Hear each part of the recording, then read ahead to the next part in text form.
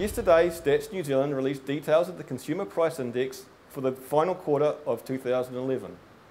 Those statistics showed that the Consumer Price Index actually fell by 0.3% over that quarter.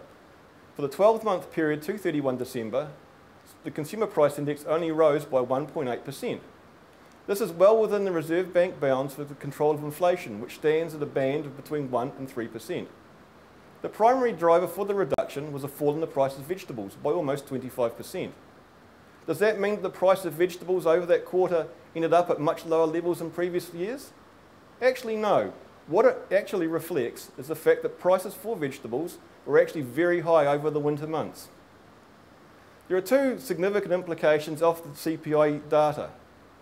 Firstly, it means that there's no pressure at the moment on the Reserve Bank to raise interest rates because of inflationary pressures. In fact, it means if the wheels fall off in Europe, they now have another tool in their toolbox in terms of priming the New Zealand economy by reducing rates.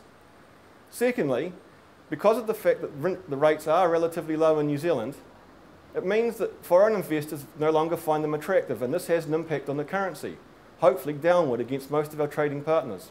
So, did the news about the Consumer Price Index have the expected impact on the New Zealand currency?